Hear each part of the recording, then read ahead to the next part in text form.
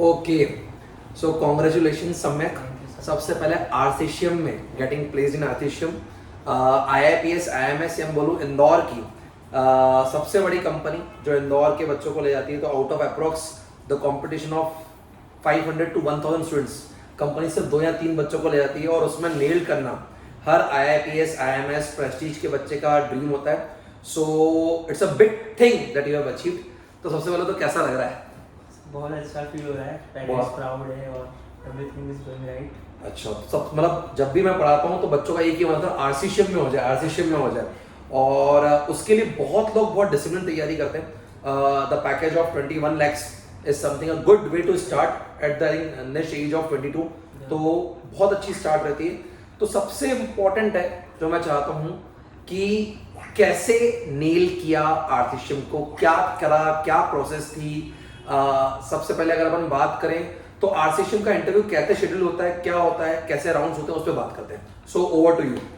सो अगर हम आरसीसीएम के इंटरव्यू की बात करते हैं तो उनका कुछ ऐसा फिक्स प्रोसीजर नहीं है। उनको मेनली यही रहता है कि अगर हम बच्चे को देख रहे हैं और उसमें कैलिबर है तो हम उसको 1 राउंड या 2 राउंड के बाद भी डायरेक्ट एचआर में शिफ्ट कर सकते हैं। ठीक तो है। अगर कभी उनको डाउटफुल थोड़ा सा रहता है, कभी उनको लगता है कि नहीं हमको आगे थोड़ा सा और बच्चे को जानना है, या कभी कभी ऐसा भी हो सकता है कि बच्चा कुछ ज़्यादा ही अच्छा हो तो उससे इंटरेक्ट करने का और मन हो, तो उसको इंटरव्यू को आगे बढ़ा सकते हैं और इस हिसाब से उनका इंटरव्यू शेड्यूल रहता है। फर्स्ट टेक अवे कि अगर आपके इंसाइट्स अच्छे हैं तो वो आपको जैसे सम्यक के साथ हुआ कि 2 राउंड के बाद ही सीधे एचआर के पास कर दिया। So they were quite impressed by the knowledge he has. मैं हमेशा नॉलेज की बात इसलिए करूंगा, knowledge and the communication and the way of presentation that you have.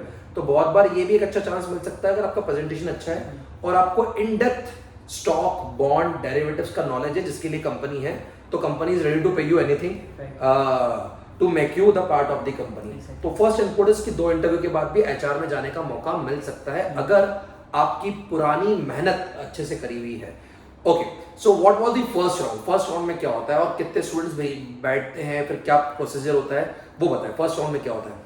अगर हम इनऑल बात करो तो 500-600 बच्चों में से, जैसे कि सर ने बताया कि वो कुछ बच्चों को सिलेक्ट करती हैं, और इस बार तो उन्होंने क्राइटेरिया भी रख दिया था कि आपके 75% से ऊपर होने चाहिए 10th में, 12th में और कॉलेज में भी। पॉइंट इस चीज़ का ध्यान रखिएगा। 75% से ऊपर होने चाहिए, मतलब बहुत सारी कंपटीशन तो वहीं पे कट जाती है। 10th 12th throughout your UG and PG. कुछ बच्चे जो यूजी में ध्यान नहीं देते उनके लिए बता रहा हूँ कि 75% is the criteria to get that company. और वो 80% भी हो सकता है, तो प्लीज़ अपने कॉलेज के मार्क्स पे बिल्कुल ध्यान दीजिएगा क्योंकि वो बहुत इंपॉर्टेंट चीज़ है।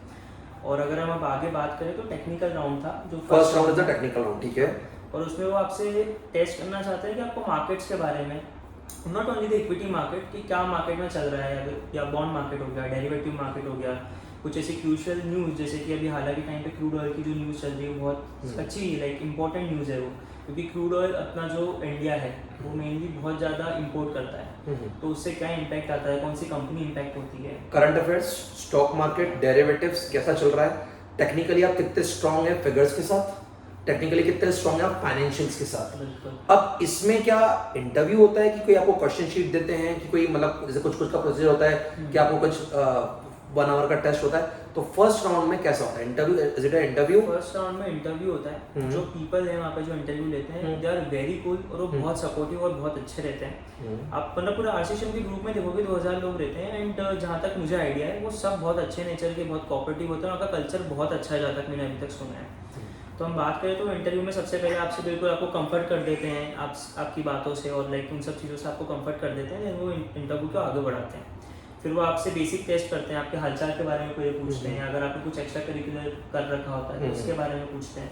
फिर वो इसको धीरे धीरे आगे बढ़ाते हैं बच्चों को कंफर्ट करने। तो ये क्या कुछ सिलेक्टेड बच्चों का पीआई होता है कि स्टार्टिंग से 500 बच्चों का पूरा वही इसलिए होता है 500 का? इसीलिए मैंने आपको बताया, इसीलिए यहाँ पे रुकना पड़ेगा कि ये पीआई तो फाइनल राउंड हो गया, जब यहाँ सेकंड राउंड हो गया। फर्स्ट राउंड जैसे अगर मैं बोलूँ अप्रोक्स जितना मुझे पता है कम से कम 600-800 बच्चे शायद उस क्राइटेरिया को, मतलब आईएमएस आईआईपीएस प्रेस्टीज और दूसरे जो इंस्टीट्यूट है वो क्वालिफाई करते हैं इसके लिए। तो उसका फर्स्ट नेल कट कहाँ मारते हैं? एक तो आपने बोला सीजीपीए पे मार देते हैं, exactly. उसके बाद सेकंड लेवल नेल कट कहाँ पे कटता है? उसके बाद फिर वो बच्चों का इंटरव्यू लेते हैं, जैसे इस बार अलग से इंटरव्यू नहीं, उसके बाद टेस्ट लेते हैं। हाँ, वो फर्स्ट टेस्ट कौन सा रहता है उनका? फर्स्ट टेस्ट रहता है जिसमें 30 क्वेश्चंस आते हैं और पहले वो 7-8 क्वेश्चन पूछते थे रीजनिंग के, क्वांट्स के, इन सब के, बट इस बार उन्होंने जो थोड़ा सा कर दिया है उसकी लेवल को डिफिकल्टी कर दिया है और वो अब अधिकतर बॉन्ड्स के बारे में, डेरिवेटिव्स के बारे में और इक्विटी हो गया या कुछ ऐसे क्वेश्चन हो गया जिसमें आपको मैनेजमेंट की ये 30 क्वेश्चंस होते हैं, इसमें प्लस मार्किंग, नेगेटिव मार्किंग की सिर्फ नेगेटिव मार्किंग भी होती है इसमें, 1/4 की नेगेटिव मार्किंग रहती है, लाइक 0.25 की, और उसके साथ आगे बढ़ते हैं। What was your score in this particular test? I think मैंने लाइक 28 क्वेश्चन तक अटेंड करे थे 30 क्वेश्चन में से, और मुझे लगता है कि मेरा स्कोर 26 तक तो होना ही चाहिए। ठीक है, क्योंकि मेरा लाइक पढ़ा हुआ बहुत अच्छा था, मैंने मेहनत करी थी इस चीज़ के लिए, तो इतना कॉन्फिडेंस है कि लाइक 25 तक भी हो सकता है। तो कट ऑफ सबसे पहले इंपॉर्टेंट 30 क्वेश्चंस आते हैं। 30 क्वेश्चंस आते हैं quant, LR, bond, derivatives, stock markets, technical, portfolio management, current affairs.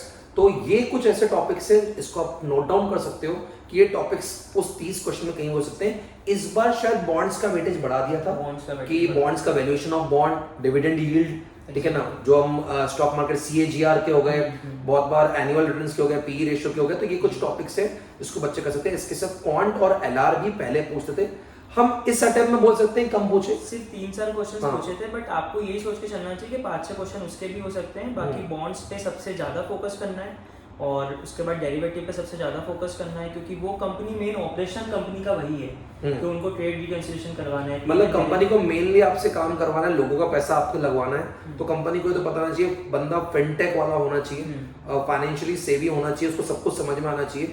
अगर आपको stock market, bond valuation, debentures और गवर्नमेंट के म्यूचुअल फंड स्कीम्स, इन सब का नॉलेज है तो आप उसको नील कर सकते हो।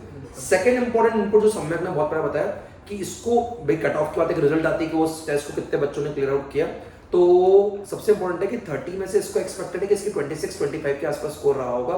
तो ये बात मान के चले मिनिमम कि आपके अंदर 80% का एक्यूरेसी रेट होना चाहिए। मतलब out of 30 I can expect कि 24 मार्क्स तो मिनिमम या 23 मार्क्स तो मिनिमम आने चाहिए। इसमें प्लस मार्किंग भी है, नेगेटिव भी है। तो नेगेटिव मार्किंग की 1/4 है, बट अगर आप 30 में से कम 27-28 क्वेश्चन तो अटेम्प्ट करने पड़ेंगे और उसमें से 90% का एक्यूरेसी भी रेशियो होना चाहिए। ये जो मुझे इनपुट सम्यक से मिल रहा है। अच्छा, जितने बच्चों ने टेस्ट दिया इसमें कितने % बच्चे आगे पहुंच पाए? सर 22 बच्चे मेरे ख्याल से आगे पहुंच। अच्छा, मतलब आउट ऑफ 500 इसका जो फर्स्ट टेस्ट के बाद जो रिजेक्शन रेट है वो मेरे ख्याल से 95% 96% है। देखिए हम लोग भी फिगर्स को कैलकुलेट कर रहे हैं अभी कभी, so this thing something which should be, if you are a mathematical person, if you are tech person, और मतलब होता है ना आपके दिमाग में परसेंटेज फिगर्स घूमने चाहिए। जैसे तो 500 में से 10% बच्चों का भी नहीं हो, ये बच्चों को समझ में आना चाहिए। यार आपको टिप पे होनी चाहिए क्वांट के फिगर्स। मतलब अब कुछ बच्चे ना कैलकुलेट कर देते हैं, लेकिन जिसको स्टॉक मार्केट समझ में आता है, जिसको रिटर्न समझ में आता है, जिसको बिजनेस समझ में आता है, वो है ना ये 5 मिनट ना जाए 3%, तो सिर्फ 5% बच्चे भी नहीं लिए उन्होंने आउट ऑफ 500। तो मतलब 96% रिजेक्शन रेट है। 4% बच्चे सेकंड राउंड में पहुंच जाते हैं। तो first round is the test. अभी 30 मार्क का आया है, हो सकता है बाद में क्वेश्चंस, नंबर ऑफ क्वेश्चन ऊपर नीचे हो सकते हैं। टाइम कितना मिलता है इसमें? Sir 30 minutes. मतलब इफेक्टिवनेस एक क्वेश्चन के लिए 1 मिनट या लेस देन 1 मिनट। अगर आप उस समय थोड़े से जो बोलते हैं ना कंजर्वेटिव लेके चले तो ये मान के चलना कैलकुलेशन बड़ी फास्ट होनी चाहिए, टिप्स होनी चाहिए, बहुत सारा वक्त करना पड़ता है। खैर, this is the first round, ठीक है ना। फर्स्ट राउंड के लिए कुछ और इनपुट देना चाहेगा सम्यक? आपको बॉन्ड्स के बारे में बहुत अच्छे से पढ़ना है, क्योंकि वो बहुत इंपॉर्टेंट, लाइक एवरीथिंग। आप उसके लिए CFA की बुक्स भी पढ़ सकते हैं या FLM की बुक्स भी पढ़ सकते हैं। CFA करना इंपॉर्टेंट नहीं है, बट अगर आप बुक्स को गो थ्रू कर रहे हैं और आप उसका प्रॉपर नॉलेज रख रहे हैं तो बहुत अच्छा रहेगा आपके लिए। सो फर्स्ट थिंग ये बात देखना, बॉन्ड्स बार बार वर्ड आ रहा है। लास्ट ईयर परिधि अगेन गुड स्टूडेंट। सम्यक के बारे में बहुत कुछ बताऊंगा, क्योंकि सम्यक को जब मैंने पढ़ाया है तो ही वाज अ बिल्कुल थ्रिलिंग स्टूडेंट है, बढ़िया, और सबसे बड़ा तो इन्वॉल्विंग स्टूडेंट है, मतलब इन्वॉल्व होता है चीजों में। हम उसके बारे में बात करेंगे, लेकिन पहले आर सेक्शन का फर्स्ट राउंड बॉन्ड्स एक बार वर्ड आ रहा है, और इंटरव्यू के लिए थोड़ा सा क्वांट LR का भी होना चाहिए कि क्वांट LR आपको बाकी कंपनीज में भी आता है, तो थोड़ा बहुत उसका भी नॉलेज होना चाहिए। This is the first round, ठीक है ना। Then 30 minutes 30 questions for this time RCCM। What next? उसके बाद सेकंड राउंड, राइट, उसके बाद सेकंड राउंड अपना टेक्निकल रहता है, जिसमें इंटरव्यूअर आपसे क्वेश्चन पूछेगा, लाइक इक्विटी से रिलेटेड पूछ सकता है, उनका जो मन आता है वो क्वेश्चन पूछ सकते हैं, क्योंकि उनको सिर्फ आपका स्ट्रेस टेस्ट करना है। ठीक कि है। आप क्वेश्चन को कैसे लेते हो, आप क्वेश्चन को कैसे समझते हो। जैसा कि सर ने बोला, फिगर वाला पार्ट बहुत इंपॉर्टेंट है, क्योंकि वो ऐसा बंदा चाहिए उनको जो धड़ धड़ धड़ करके कैलकुलेशन करके एक एवरेज एस्टिमेट बता दे, क्योंकि उनका काम, उनको आपसे लाइक उनको एक्सेल पे आपको काम नहीं है आपका, और दूसरी चीज़ों पे काम नहीं है। उनको सिर्फ ये है कि आप टेक्निकली थोड़े से स्ट्रांग रहो, एक्टिव रहो, चीज़ों को घबराओ नहीं, क्योंकि आप वहाँ पर बहुत सारे पैसों के साथ काम कर रहे हो। आरसीएम 4.3 ट्रिलियन का डॉलर फंड मैनेज करता है, है, हाँ। उनके सॉफ्टवेयर मैनेज करते हैं। तो उनको ऐसा बच्चा नहीं चाहिए जो घबरा जाए एकदम से चीज़ों को लेके, क्योंकि यहाँ पे छोटी सी मिस्टेक हो जाएगी तो लाइक बहुत नुकसान हो जाएगा उनका। ओके, सो यहाँ पे जो मुझे आंसर मिल रहा है, स्ट्रेस टेस्ट होता है, आपको घुमाएंगे।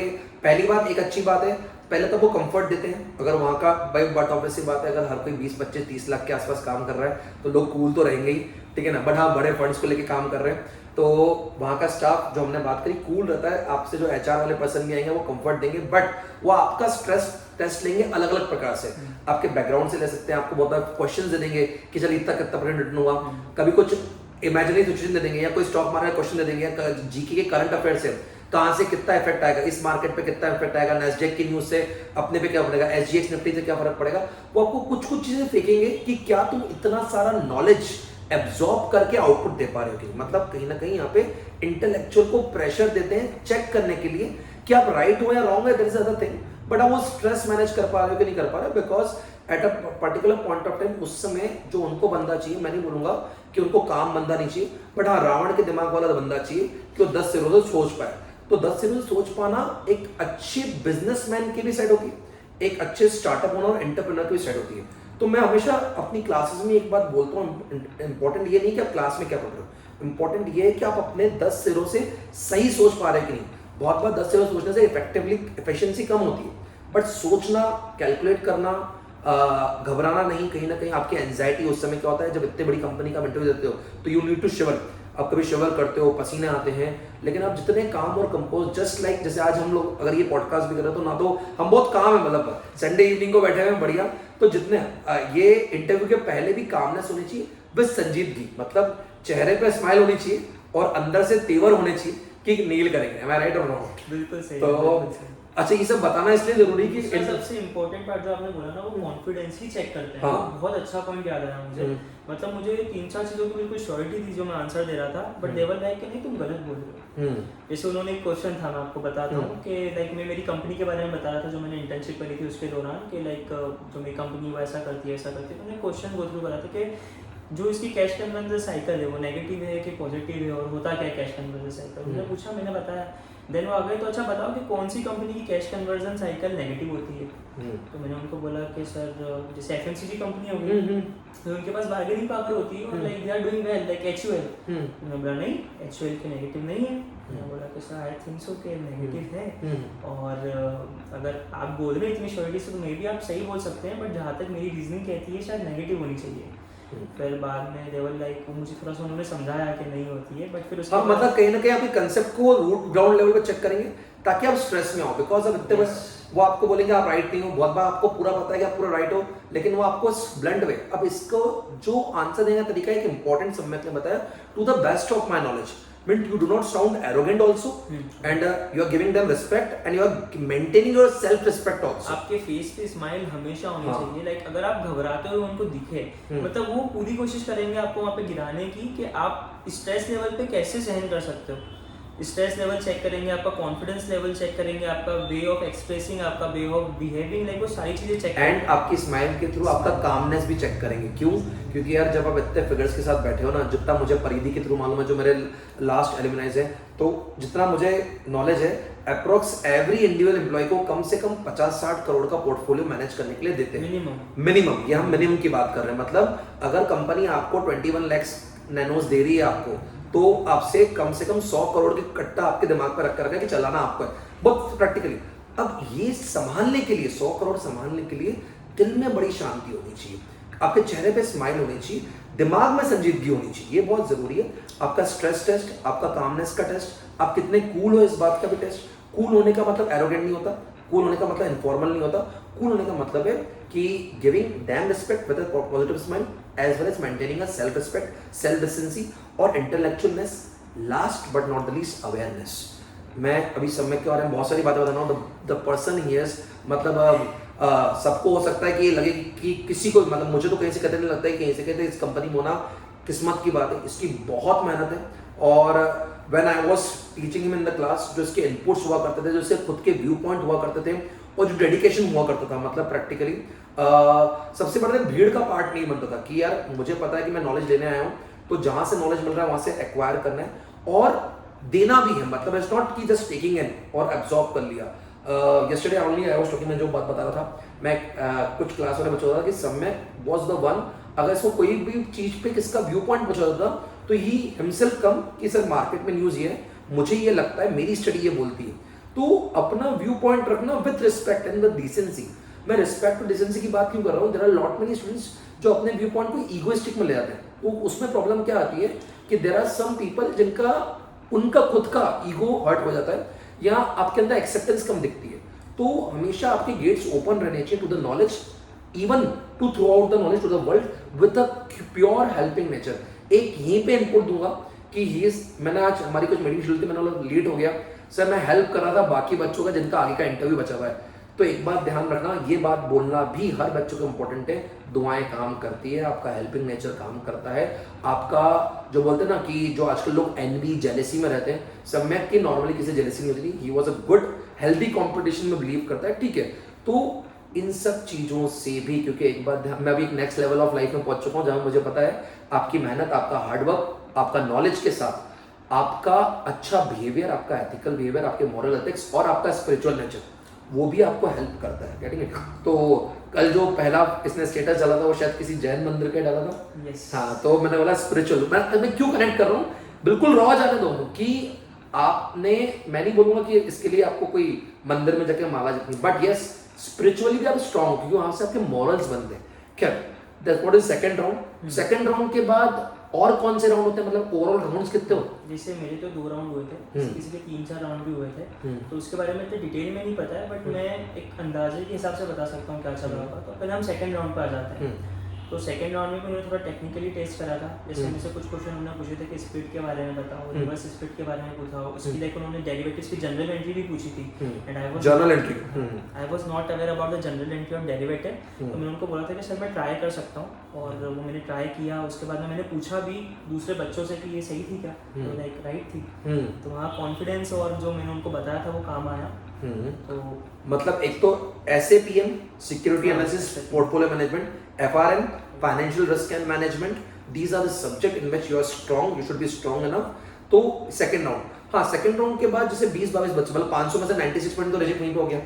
अब 22 में से आपको तो डायरेक्टली HR राउंड पे लेंगे, है ना, लेकिन 22 में जो बाकी थर्ड या फोर्थ राउंड तक गए, तो इसमें कैसे, मतलब कितने बच्चे और हटा दिए, मतलब इसके बाद क्या 10-11 बच्चे ही बचे कि कुछ? हाँ, एक्चुअली ना वो बच्चों को हटा नहीं रहे थे, लाइक जैसे किसी का फर्स्ट राउंड हुआ ना, तो उसके बाद उनको सेकंड राउंड के लिए कॉल ही नहीं किया, ऐसा कर रहे थे। वो यूं नहीं बोल रहे थे कि घर पे जाओ अब आपका हो गया, अगले राउंड में ही उन्होंने बिठा के रखा था, क्योंकि वो सिर्फ मेन यही टेस्ट करते हैं कि मतलब आप कितने पेशेंट भी हो। अगर लाइक बच्चे बैठे भी रहेंगे ना, तब आपको आखिरी तक हार नहीं माननी है वहाँ पर, मतलब आखिरी टाइम पे अगर उन्होंने आपको बिल्कुल आउटलिस्ट भी करके रखा है तो भी आप इन हो जाओगे फॉर द पेशेंट जो आप उस इंटरव्यू, क्योंकि मेरे ख्याल से रात को 9 बजे या 8:30 बजे खत्म होता है इंटरव्यू, 8:30 बजे, सुबह 7 से 7:30 तक।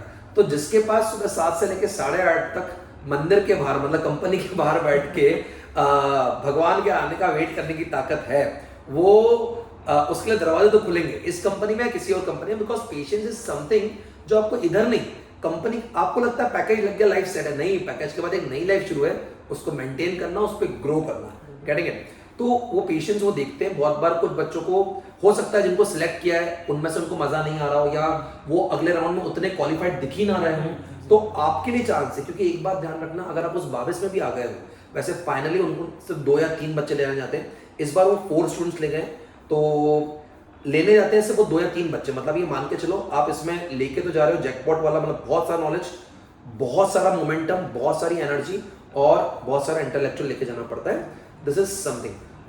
HR राउंड में क्या हुआ? एचआर राउंड बहुत इंटरेस्टिंग और बहुत प्यारा था।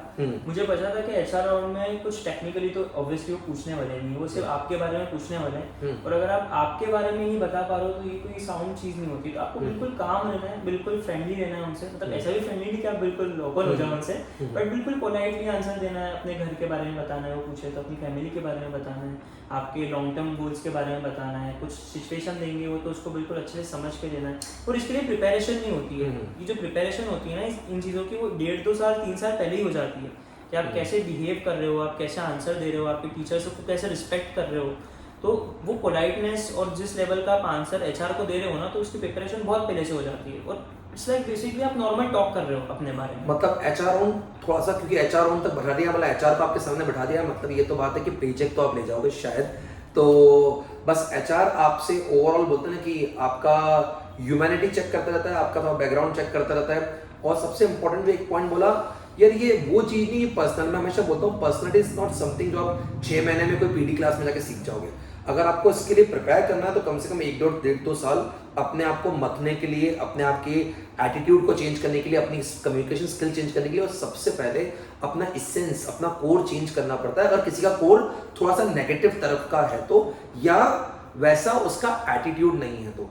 इसने एक और बात बोली, द रिस्पेक्ट। एक और बात देखना, मैं पर्टिकुलर सम्यक के लिए मैं मेरे बारे में नहीं बोलूंगा कि मेरी क्लास में कैसा रहता था, but overall in genuineness attracts genuineness, getting it. तो if you are genuine enough in your behaviour, if you are polite enough in your behaviour, कहीं ना कहीं ये चीजें, even if you are doing your own business, आप package के लिए नहीं भी जाते हो, तो अगर बिजनेस में वो कस्टमर बहुत बार प्रोडक्ट की जगह आपकी जेन्युइननेस को बाय करता है। तो ऐसे लॉट में स्टूडेंट्स है जो सर हमको पैकेज नहीं चाहिए, हम लोग अपने बिजनेस में जाएंगे। बेटा बिजनेस में भी अगर आप 1000 रुपए की भी चीज बेच रहे हो तो बहुत बार कस्टमर आपके नेचर के कारण सोचिए ले जाता है।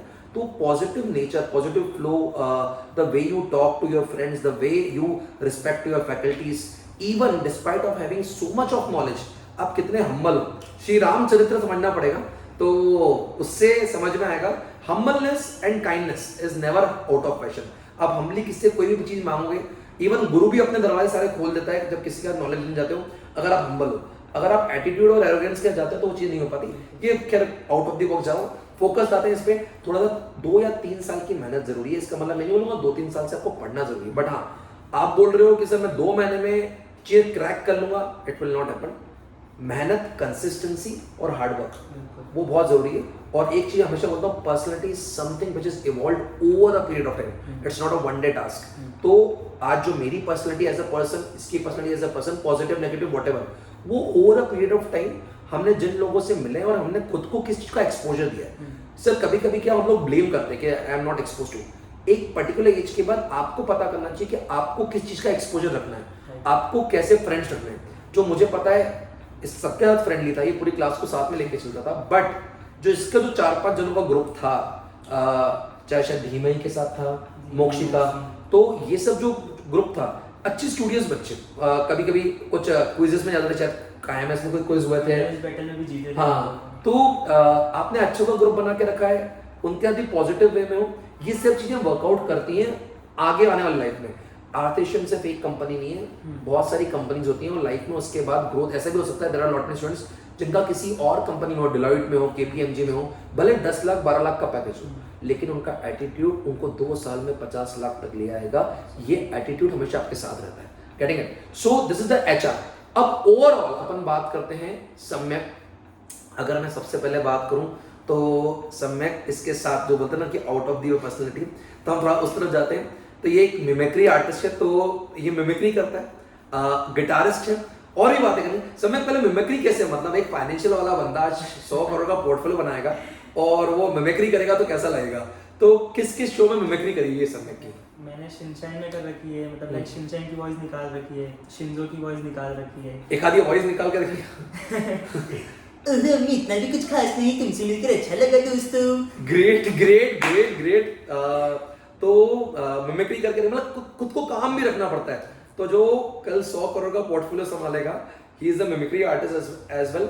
और गिटार क्या हेल्प कर रहा था अपनी लाइफ में आपको? सर अगर हम गिटार और सिंगिंग की बात करते हैं तो ये बहुत इंपॉर्टेंट एस्पेक्ट होता है। लाइक म्यूजिक बहुत इंपॉर्टेंट चीज़ होती है आपको काम रखने के लिए और आपकी ओवरऑल डेवलपमेंट में। भले आपको सुनना पसंद हो या भले आपको गाना पसंद हो, अगर आप इन चीज़ों से जुड़े हुए रहते हो ना तो आप में एक अलग ही मतलब सॉफ्टनेस आ जाती है, मुझे ऐसा लगता है पर्सनली, क्योंकि आप बहुत सारी चीज़ों में इन्वॉल्व रहते हो और लाइक आप मेंटली थोड़े से फ्री हो जाते हो। कितना भी काम का स्ट्रेस है ना आपको, अगर आप एक अच्छा गाना सुन लोगे या प्योर म्यूजिक सुन लोगे तो वो आपके ब्रेन को रिलैक्स कर देता है। और आई थिंक 90 या 95% लोगों के केस में ये चीज़ होती होगी। म्यूजिक समथिंग आपको हील करता है, आपके माइंड को बहुत बार आपके स्ट्रेस को हील करता है और बहुत बार आपको एक कंसिस्टेंसी देता है कि म्यूजिक के साथ आप कोई भी चीज़ लर्न भी कर सकते हो, मतलब पैरेलल चलते चलते, और कहीं ना कहीं अपनी हॉबी को अपने साथ जिंदा रखना एक लाइब्रेरीनेस का पार्ट है। मतलब अगर आज कोई और स्टूडेंट बोले कि मैंने बहुत ज़्यादा पढ़ाई करी, खुद को बहुत सारा सेक्रीफाइस करा और फिर मेरे को पैकेज मिला, तो मैं बोलूँगा ठीक है, रिस्पेक्ट तो उसकी भी है, बट आप थोड़ी थोड़ी अपनी हॉबीज को साथ लेके आते हो तो वो जीने का तरीका अच्छा बना हुआ रहता है। तो गिटारिस्ट भी है, मिमिक्री आर्टिस्ट भी है। अब सम्यक ये बात शुरू करते हैं कि 2 साल पहले या 3 साल पहले जब से आतिशिम का सपना देखा, मतलब IIPS के बच्चों में, कुछ बच्चों की आंखों में मैं देखता हूँ कि इनको कुछ करना है, और विश्वास मानिए जब ये बच्चे अचीव कर देना, दे डोंट नो, जो कोर हार्टेड टीचर है, मतलब जो उनको कर है, उनको बहुत खुशी होती है। मतलब मैं जितना ओवरवेल्म था कि सम्यक का हो गया, मतलब आई वाज सरप्राइज कि इसका हो गया, वो खुशी निकली। क्यों खुशी निकली? कि someone who was deserving he got that thing. तो कैसे, मतलब क्या क्या तैयारी करी, और जो आपने शेयर मार्केट सीखा, यूट्यूब के थ्रू सीखा, जो आपने बैलेंस शीट पढ़ना सीखी, तो क्या क्या करा इन सब में? मतलब एक बच्चा क्या करे, एक डिटेल लिस्ट कि ये तो आपके सबसे। पहले मैं अपने बारे में थोड़ा सा कुछ बता देता हूँ आपको। तो basically I am 9th class failure. Oh. तो 9th क्लास में एक्चुअली मुझे सप्लीमेंट्री थी और अनफॉर्चुनेटली सप्लीमेंट्री में भी मैं फेल हो गया था। तो स्कूल वालों से बहुत प्रार्थना करी, उन्होंने मार्क्स उन्होंने पास का सर्टिफिकेट बना दिया और फिर MP बोर्ड में जाना पड़ा। MP बोर्ड में गया तो अब मैंने उसमें हार नहीं मानी कि नहीं यार मैं लाइफ इज़ ओवर। थोड़ा दिल में था कि यार फेल हो गया मैं, बट उस टाइम पे मैंने देखा कि लाइफ में एक मोटिवेशन होना चाहिए। लाइक मैंने मेरे फादर को देखा कि यार कितना कुछ कर रहे हैं मेरे लिए, तो ये मेरी रिस्पॉन्सिबिलिटी बनती है कि मेरे को मेरी फैमिली के लिए, मेरे फादर के लिए कुछ तो करना है। तो वहाँ से एक जज्बा जाएगा, ठीक है, it's not a failure, it's an starting of life. तो मैंने वहाँ से बहुत सारी चीज़ें सीखी और 10th क्लास में मेरा बहुत अच्छा स्कोर था। Like for me it's best score, like 80.4%, और मैथ्स में 89 थे मेरे उस टाइम पे। तो मेरे को बहुत अच्छा लगा कि लाइक 9th क्लास में मेरे 9 मार्क्स थे और अभी मेरे 89 मार्क्स है 10th क्लास की बोर्ड में। तो वहाँ से मेरे को एक मोटिवेशन मिला कि नहीं, पढ़ना है, बहुत आगे जाना है, और लाइफ यहाँ से एंड नहीं होती है, यहाँ तो अपनी स्टार्टिंग हुई है ऊपर जाने की। ये बहुत बड़ा पॉइंट है कि कुछ जो बच्चे एवरेज या बिलो एवरेज बच्चे होते हैं 9-10 तक, तो ये बहुत बड़ा अपने आप में एक अलग ही जोन बनाते हैं कि हम तो पढ़ाई नहीं कर सकते, हमारा तो कुछ नहीं होगा। तो यहाँ पे तो एक 9th क्लास फेलियर अगर एक प्रकार से IIPS का या इंदौर का one of the biggest package लेके बैठा है। मैं सिर्फ IIPS का नहीं बोलूँगा, क्योंकि IIPS, IMS, प्रेस्टीज या एस्टीम कॉलेजेस हैं। अगर आप एक 21 साल 22 साल की उम्र में 21, 22, 25 लाख का पैकेज नेल आउट कर रहे हो, इसका मतलब आपकी ग्रोथ बहुत आगे होने वाली है। तो यहाँ पे never die attitude, bouncing back जो आपने करा, और उसको कैसे पॉजिटिव वे में चेंज करा। अच्छा, लाइफ गेम में आपकी लाइफ चेंज कब होगी और किस पॉइंट पे होगी, टू वेट फॉर इट। बहुत बार आपको लगेगा कि आप चीज़ें उल्टी जा रही है, बट एक ऐसा टर्निंग पॉइंट आएगा जो एक 9th क्लास फेलियर को IIPS का one of the very good student, even अगर मैं बात करूँ तो एकेडमिकली भी he is very good, getting good marks. जब आपको वो ना फोकस जुड़ जाता है, हाँ, और शायद 12th के बाद से इसने शेयर मार्केट में कदम रखा। अब वो शेयर मार्केट वाली कहानी क्या है वो बताएं। वो मेरी लाइफ का सबसे बेस्ट पार्ट था, और शायद मैं बोलना चाहूँगा कि लाइक जो मैंने क्रैक करा है, like it's not about only आर्टिसियम, it's about the way of knowledge which I have today. तो वो सब लाइक मुझे लगता है कि मेरे में जो ज्ञान का भी समुंदर आया है थोड़ा बहुत, जो सब सीखा है, जो सब टीचर से और जो मार्केट से सीखा है, लाइक वो ही सब कुछ है जो मेरे को इतना आगे ले गया है। क्योंकि अब उसके बाद मैं बात करूँ तो 11th क्लास में फिर मैंने कॉमर्स स्ट्रीम चूज़ करी, और जिसके लिए शायद मैं बना था सच में, तो मैंने उसको चूज़ करा। फिर उसके बाद थोड़ा सा इंटरेस्ट आया, तो 12th क्लास से तो ठीक है, नॉर्मली जैसे स्टूडेंट्स होते हैं मार्क्स के पीछे भागना, वो सब चीज़ें मैंने भागा। फिर मैं कॉलेज में एंटर करा, मुझे लगा कि अब यहाँ पर तो सारे पढ़े लिखे बच्चे हैं, सब ICICI से हैं, CBSE से हैं, अपन पढ़े भाई MP बोर्ड के फेलियर बच्चे हैं। यहाँ पे मैं इंटरप्ट करना चाहूँगा, ये एक बच्चे की और गलत सोच होती है कि मैं आउटकास्ट हो गया। आपको कोई आउटकास्ट नहीं कर सकता जब तक आप खुद ना मानो, और हार्डवर्क के आगे सबको झुकना पड़ता है। तो CBSE, ICSE के स्टूडेंट्स हैं, बहुत बार कुछ लोग अपने आप को सुपीरियरिटी कॉम्प्लेक्स में रहते हैं, कुछ लोग बिकॉज हमारा बैकग्राउंड कैसा, समय के समय वेरी गुड बैकग्राउंड, लेकिन ये आउटकास्ट वाला पार्ट नहीं। अगर आप हार्ड वर्किंग हो तो जगह तो निकलेगी, रास्ता तो निकलेंगे। CFA करा हुआ है, CFA कर रखा 90% है से। CFA करा हुआ है 90 परसेंटाइल से। तो CFA करना, IIPS की CUET क्रैक करना, कॉलेज में आना, कॉलेज के इवेंट्स, कॉलेज की चीज़ें में पार्टिसिपेट करना और CFA करना, CFA ने किस प्रकार से हेल्प करी? सर CFA ने ऐसी हेल्प करी कि पहले मैं स्टॉक मार्केट पे आता हूँ, तो 12th क्लास में कोविड का टाइम था, सब घर पे बैठे थे और सब अपने फादर मम्मी के साथ में बैठे थे, कोई टीवी देख रहा था, कोई दूर, कोई सब मतलब सब अपने अपने काम में बिजी थे। तो उस टाइम पे मार्केट भी फॉल था और मैं वैल्यू देखता था कि यार रोज़ गिर रही है, रोज़ बढ़ रही है, क्या हो रहा है मार्केट में, बिल्कुल तहस नहस हो गई है। मेरे फादर का 2 लाख का पोर्टफोलियो था, तो मैं बस वॉच करता था, कुछ समझ तो आती नहीं थी। वो आ गया 1.5 लाख 1,20,000 रुपये पे। तो पापा बेचो बेचो, क्या चल रहा है ये मार्केट में, गिर गया, वो हो गया, बेच दो, ये कर दो, वो कर दो। फिर उसके बाद मेरे को समझ में आया कि क्या हो रहा है। फिर मैंने थोड़ा बहुत अपना दिमाग लगाया। गवर्नमेंट से उस टाइम पे मेरे को मेधावी मिली थी और MP बोर्ड का था, तो 25,000 रुपये गवर्नमेंट ने दिए थे मेरे को उस टाइम पे। मेधावी स्कीम ऐसी है जिसमें मैंने पूरी डिटेल्ड वीडियो बना के रखे हैं इस चीज़ पे कि अगर आपके 10th और 12th में, पर्टिकुलर 12th में अगर आप MP बोर्ड से हो तो 75% प्लस, और अगर आप CBSE को तो 85% प्लस पे आपकी ऑलमोस्ट कॉलेज की पूरी फीस, मतलब right now one of student of mine जो IIPS की है उसको 92,000 पर ईयर की स्कॉलरशिप मिल रही है अंडर द मेधावी स्कीम। मेरा फीस नहीं लगा कॉलेज। हाँ वही, मतलब आपकी पूरी फीस ऑफ हो जाती है। पूरी फीस ऑफ। तो अगर मैं बोलूँ 5 साल का कोर्स होता है 4.5 लाख रुपए होता है मेरे ख्याल से वो।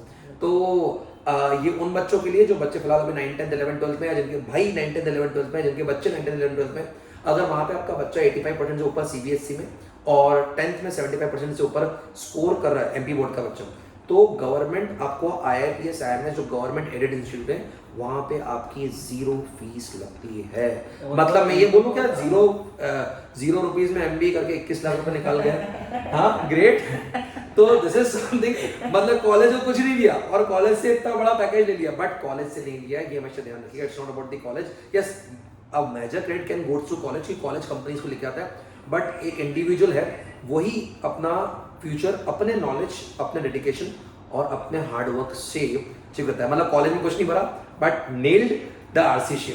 ठीक है, अब आते हैं एक और चीज, जब बहुत सारी चीजें मैंने कॉलेज के टाइम पे देखी थी। हमारे टाइम पे हिडनबर्ग की रिपोर्ट आई थी, मेट्रो के प्रोजेक्ट्स आए थे, और कॉलेज में भी एक अलग स्टाइल हुआ करता था। Whenever I ask for any kind of assignment, तो और असाइनमेंट में या ये सबमिट करना है, ये आज मार्केट न्यूज पे बात करते हैं, तो सबसे ज्यादा जो एनर्जेटिक होता था वो सम्यक रहता था। और सिर्फ ये नहीं, और भी कुछ 4 5 7 बच्चे थे जिनको मजा आता था इस चीज को अडेप्ट करके रिस्पॉन्ड करने में।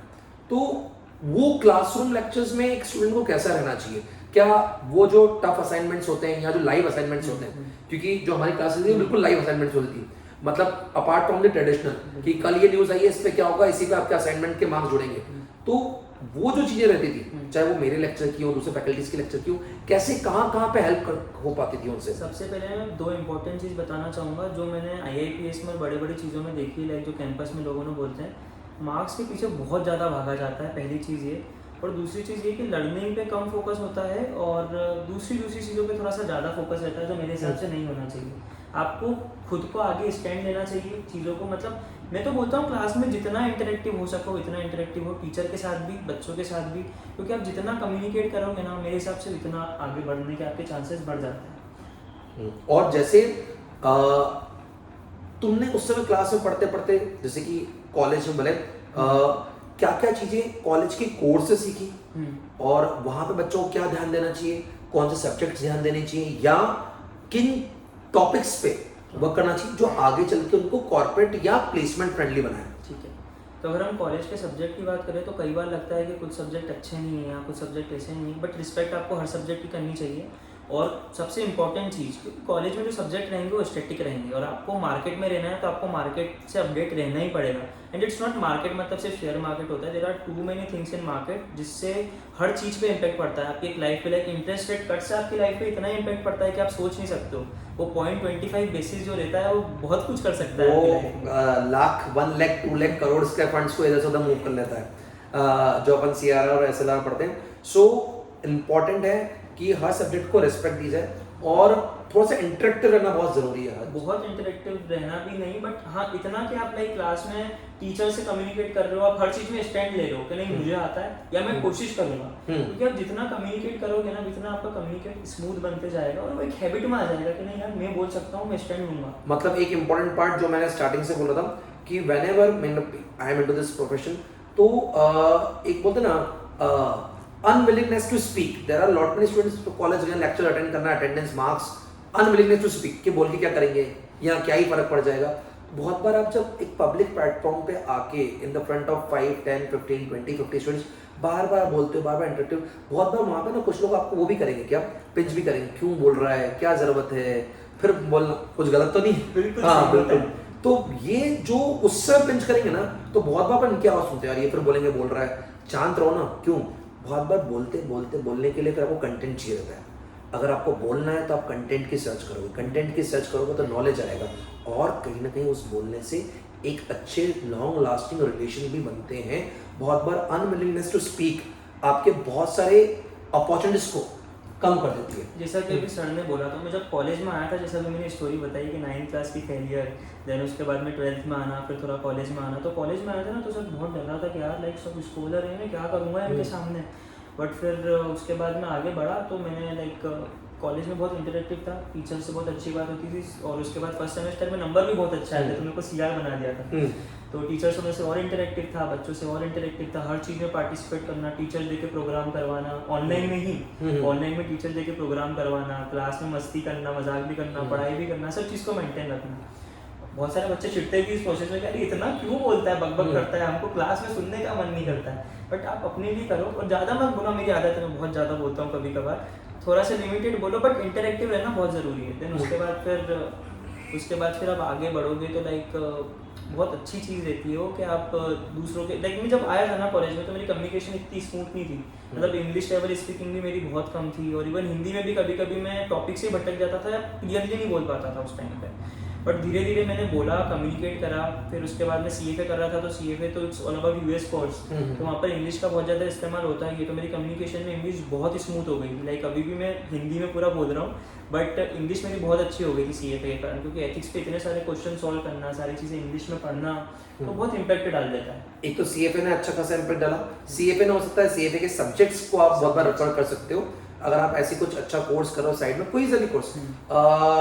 एक इम्पोर्टेंट चीज़ बोलूँगा मैं, आप CFA को ऐसा मत समझना कि वही करोगे तो ही RCCM ले जाएगी, क्योंकि ऐसा इंपॉर्टेंट नहीं है वो. अगर आपने कैलिबर देखते हैं कि आपने सीखने की चाह है, आपने क्षमता है, थोड़ी बहुत आप कैलिबर हो उस चीज़ पे, तो वो उसके बिना भी ले जाती है. और कभी कभी वो ऐसा भी हो सकता है कि लाइक मैंने CFA करा, मेरे को नहीं ले जाएगी, और उस बच्चे को ले गई जिसका CFA है ही नहीं. तो आपको RCCM को आपके अंदर एक तो बॉन्ड्स और स्टॉक मार्केट का नॉलेज चाहिए, एक बात आप कॉन्फिडेंस चाहिए, आपके अंदर कॉन्फिडेंट होना चाहिए, बंदा काम रहना चाहिए, और प्रेशर हैंडल करना भी आना चाहिए उसको.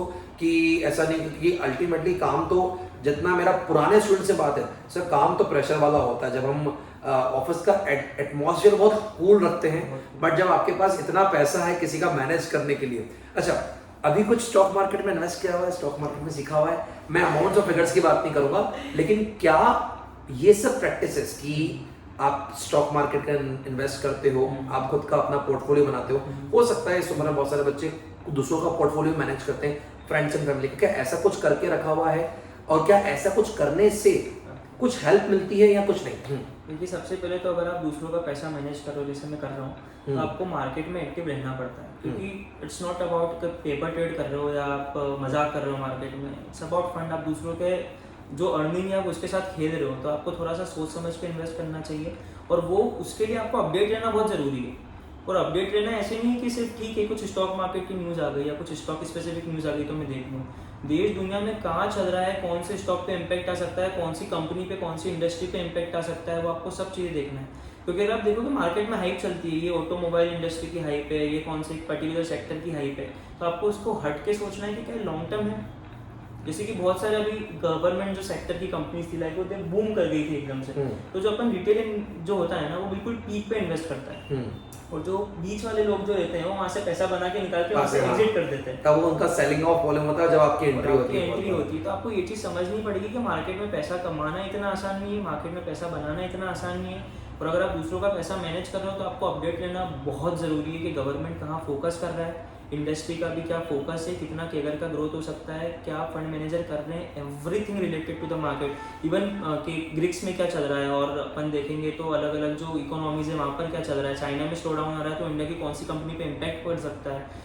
एवरीथिंग आपको पता होना चाहिए और आपका खुद का व्यू होना चाहिए। स्टॉक मार्केट की बात करूं तो जो मैंने थोड़ा सा इनपुट जाना, अगर मुझे कोई कंपनी में इन्वेस्ट करना पड़ता है बाय डिफॉल्ट स्टॉक मार्केट तो सबका ही बोलते ना कि चेरी ऑन द केक होता है, तो हर कोई उसमें इन्वेस्ट करता ही करता है।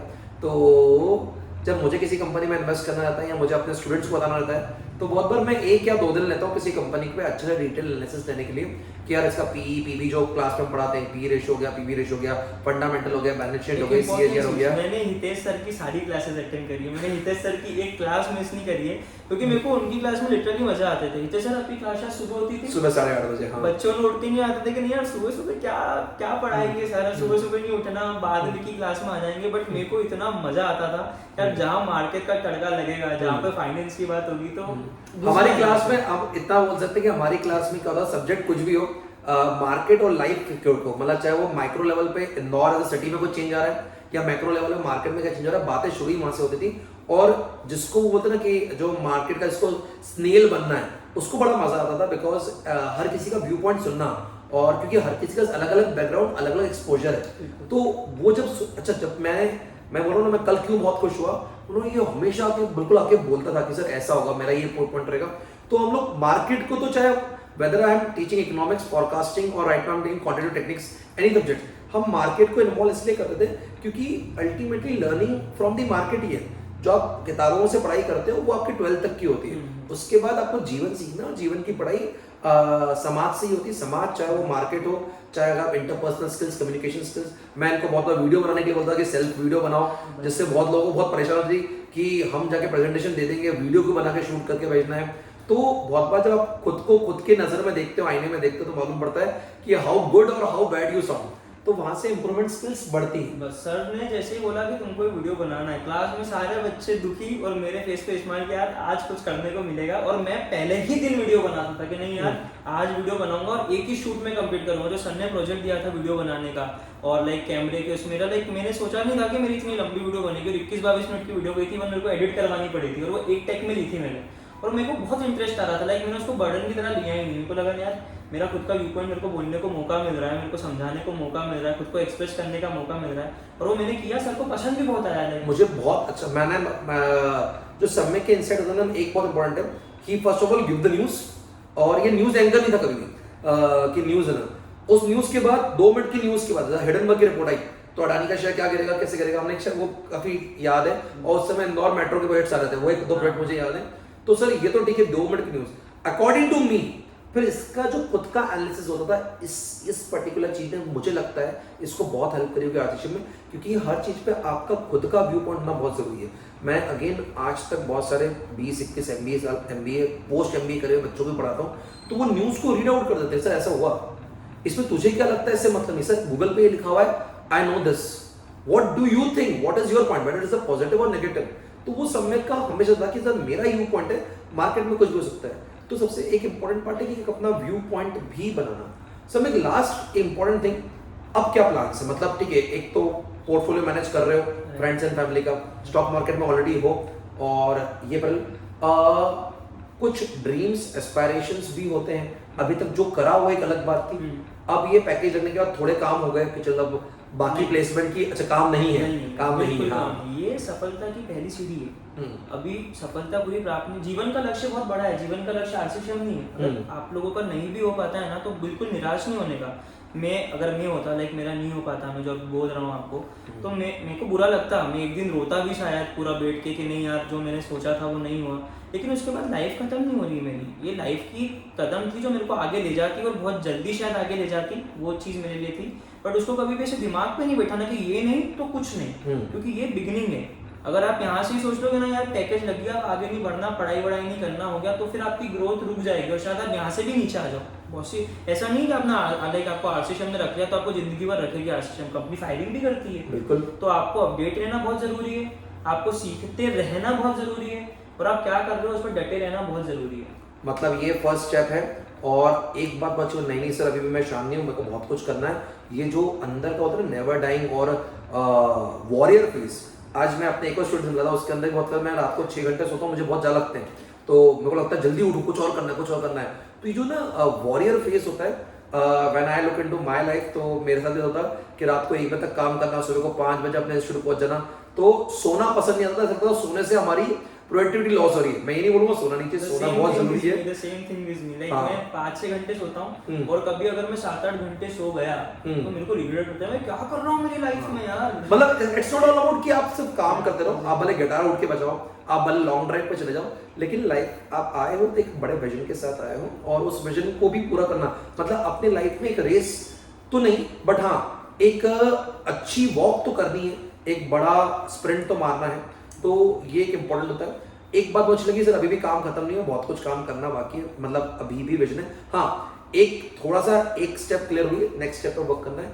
अच्छी बात ये है कि सम्यक मैं अब एक समझो, मैंने आरसीएम के बच्चों से पूछा है तो वहाँ पे स्ट्रेस लेवल ये नहीं बोलूंगा वहाँ का कॉर्पोरेट लेवल, लेकिन हाँ काम तो आपसे कराते हैं और काम करने के लिए जाना है तो काम को सीखना पड़ेगा। मतलब आज जो बच्चे 3rd ईयर में हैं, जो बच्चे MBA 1st ईयर में हैं, MBA 2nd ईयर में हैं, वो प्लीज इसके लिए कम से कम 6 मंथ्स या 1 ईयर का तो ट्राई करना है, 2 साल का प्रिपेयर्ड प्लान लेना उसको पढ़ने के लिए। और पढ़ने के लिए ये नहीं कि आपको कहीं पे कोई कोचिंग ज्वाइन करनी है, कोई चीज आपको सेल्फ ग्रूमिंग करनी है। आप यूट्यूब पे बहुत सारा नॉलेज है, वहां से आप ले सकते हो। सम्यक ने मुझे बताया उसने बहुत कुछ वहां से लिया। अब मुझे भी लिंक्डइन पे कनेक्ट कर सकते हैं और सर को भी कनेक्ट कर सकते हैं, सर हमेशा हेल्प करने के लिए तैयार रहते हैं और मैं भी बिल्कुल ऐसा ही हूँ। आप मेरे से पूछिए, मैं अभी रिप्लाई नहीं कर रहा हूँ, 3 घंटे बाद करूँगा, 6 घंटे बाद करूँगा, लेकिन आपका मैसेज इग्नोर नहीं करूँगा उस चीज़ के लिए। तो this is very great of सम्यक, क्योंकि अल्टीमेटली इन वीडियोस का फोकस ही ये था कि हमने लास्ट टाइम जो आरसीएम में प्लेस्ड हुए थे, सम्यक वाज सेइंग सर मैंने वो वीडियो 2-3 बार देखा, उसमें से बुलेट पॉइंट्स लिए तो मैं आरसीएम के बारे में समझ पाया। सिर्फ जो लास्ट टाइम का जो बच्ची परिधि शेवानी जो अपना कहते हैं आरसीएम क्रैक करा था, तो एक और बात है थ्रस्ट फॉर नॉलेज। सेकंड, कोई सा भी नेटवर्क हो वो आपको कहीं ना कहीं काम तो करेगा। गेटिंग इट, आप बहुत बार बस में जाते जाते, मुझे लास्ट वीक एक बस ट्रिप थी, वहाँ पे IIT मुंबई का एक पर्सन मिल गया in a bus and we were talking about all about coaching industry in Mumbai and then we have connected over LinkedIn and now we are creating business also for each others. तो in a बस network अपना strong होना चाहिए, like minded लोगों से दो और हमेशा नॉलेज देना और लेना दोनों सीखिए।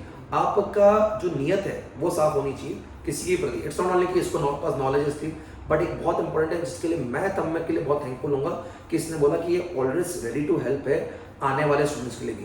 तो सम्यक जैन लिंक्डइन पे इसी नाम से है ना, तो मुझसे ज्यादा नॉलेज आपको सम्यक ही दे पाएगा क्योंकि इसने क्रैक किया। ही इज द वन, मतलब द्रोणाचार्य से ज्यादा अर्जुन इंपॉर्टेंट होता है, तो वो इंपॉर्टेंट बात है। तो किसी भी चीज में, और एक चीज है जो मैं इसके लिए थोड़ी सी बोलते ना बोल सकता हूँ, कसम खा सकता हूँ कि लेट रिप्लाई करेगा लेकिन इसका नेचर हेल्पिंग है। सो वो positivity will attract positivity, so and kindness will attract kindness. So that's all, congratulations Samyak and wish you all the very best. जो लोग इस चीज को देख रहे हैं और जिनके लिए हम कुछ हेल्प कर पाए हैं आरसीएम के लिए, थैंक यू सो मच।